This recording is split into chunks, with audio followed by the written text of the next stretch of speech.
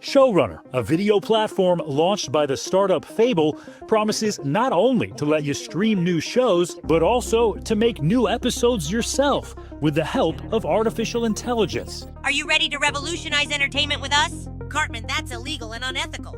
It's potentially the end of human creativity.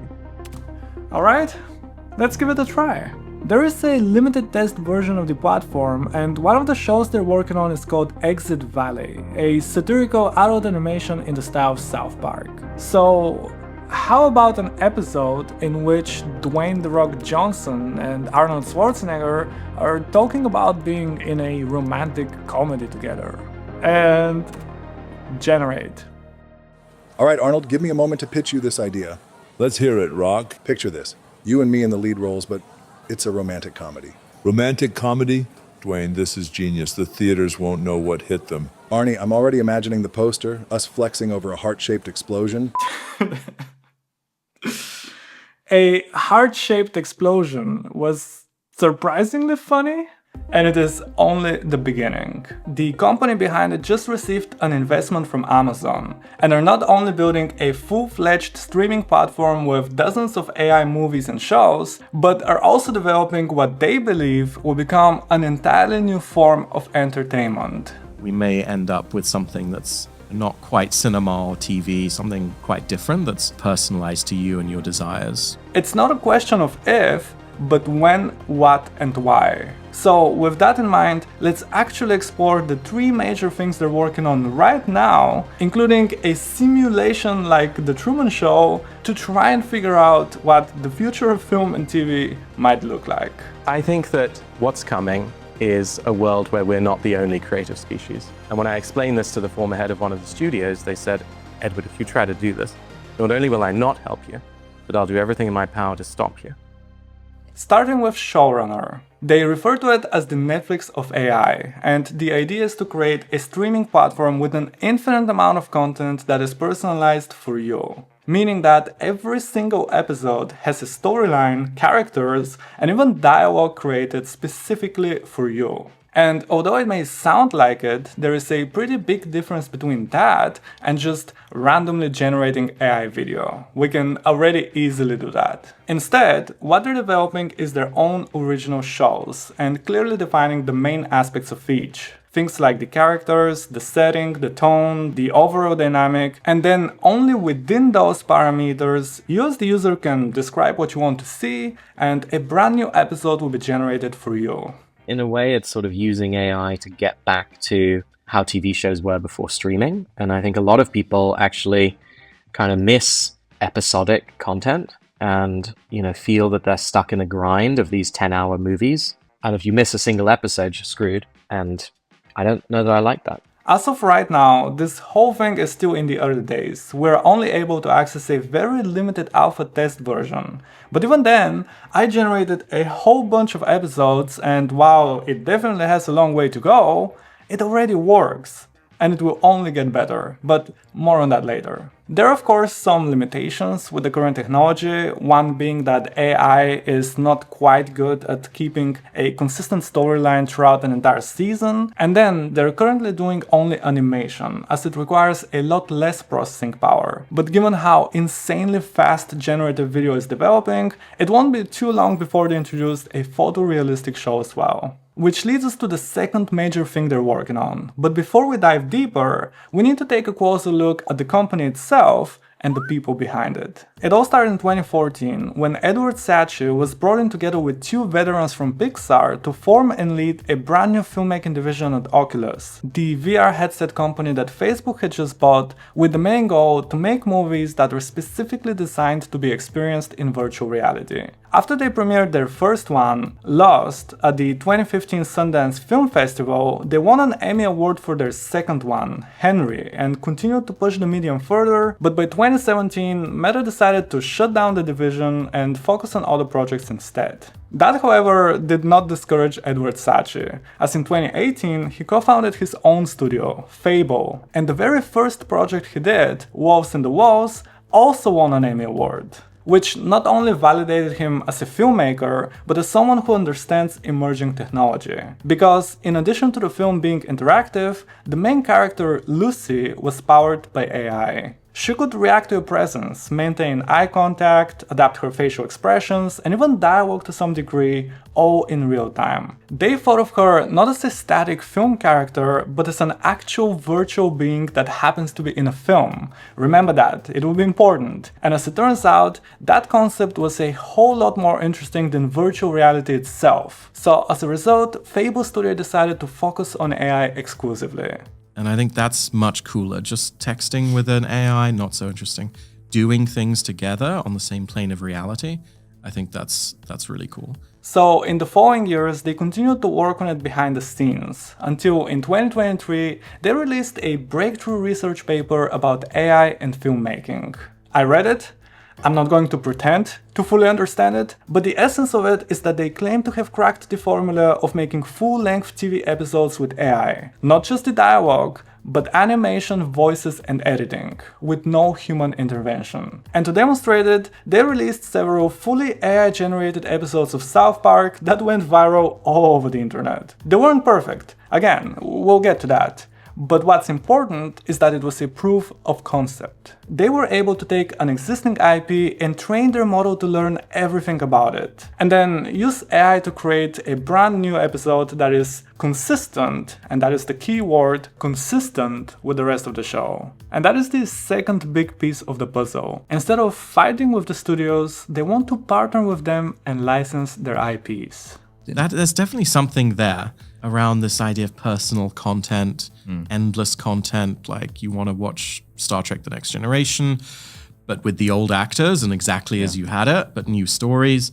There's something there that I think is viable. So, as they say in the paper, if you were upset about the last season of Game of Thrones, you could just ask AI to create a new, better ending for you. The point is that you should be able to even insert yourself as a character in any show. So there could be a future in which you're watching an episode of Friends about, let's say, you being the seventh friend who is hanging out with the rest of the group. They're thinking of film and TV as open worlds rather than a closely guarded property. Almost like a video game in which you can do whatever you want within the limits of that world. Kind of like fan fiction, but on steroids. You could imagine a world where a movie would come out on a Friday, and by Sunday, using the model, there are millions of new scenes, there are thousands of new episodes, Wow. there are hundreds of new movies. Some people might actually make even better episodes than you. So you might make your canonical season 1, but maybe a user is going to make an even better episode once they really get into it. So we encourage our creators to be open to this two-way dynamic with fans of the show. Again, this is all in the early days, so you need to keep an open mind. Because trust me, for the next thing they're working on, you really need to keep that mind wide open. They call it the simulation, and basically, they're trying to create a virtual world full of completely conscious, fully intelligent virtual beings. As in, actual beings. A virtual being of equal intelligence to humans. You know, they will have the ability to do anything that humans can do on the internet. And through their computers in the simulation, they can access our world. Think of it like the Truman Show. Millions of them living their own virtual lives. Going to work, having friends, families, hobbies, dreams, problems, and making their own independent decisions. While we watch them as essentially reality TV. Yeah, I could sort of just turn on the TV and how my friend's doing. They're doing, well or badly, or this one's dating that one, or that one's, got into a fight with that one.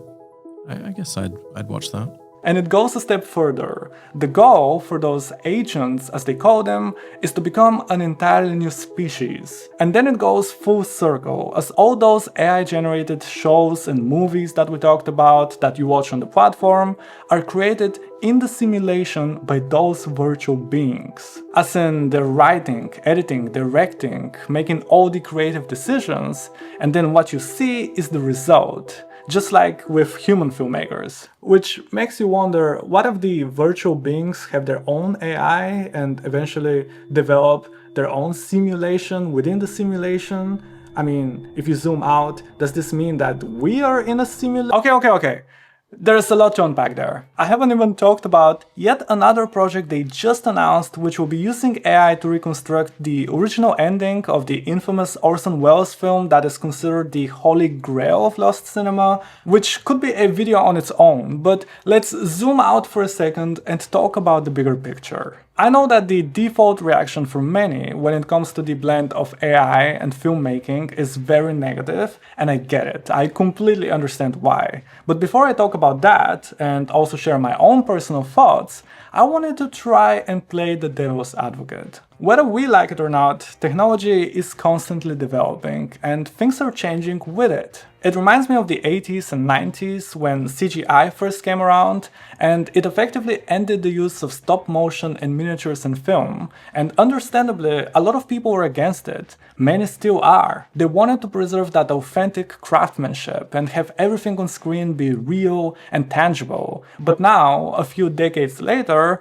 most people only care if it's bad, and otherwise, it's a standard practice. And we've seen things achieved with CGI that were otherwise impossible.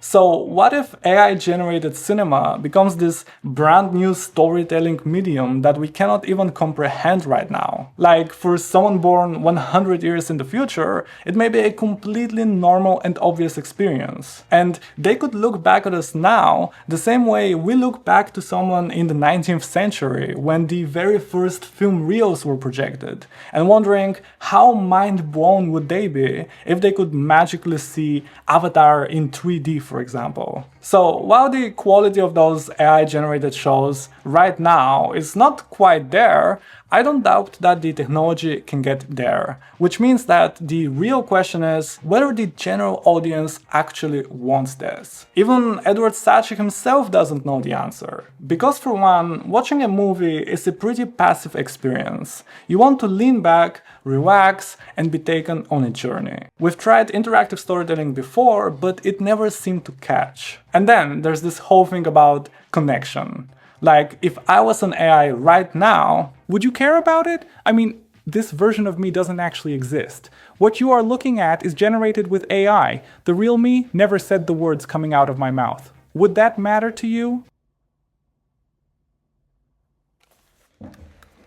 I've been trying to figure out if we'd be able to connect with AI content the same way we've always been able to do with human-made one. And if not, why? My original answer was going to be that it comes down to intent. You know, watching a movie and knowing that a whole bunch of people were highly intentional with everything you see on screen to make you feel a certain way. The camera movement, the way the dialogue was written, the way the actor says the line, the way the editor cuts the scene, and 1,000 other choices. While with AI, if you write the exact same prompt, it will give you a different result every single time. They call it the SWOT machine effect. So it feels random and inconsequential. But then I thought, if I was to give the exact same script to 100 directors, they will make it 100 different ways too. So maybe it's not about that. Maybe it's more about accomplishment. Knowing that real people had to solve a whole bunch of very real problems to make that movie happen,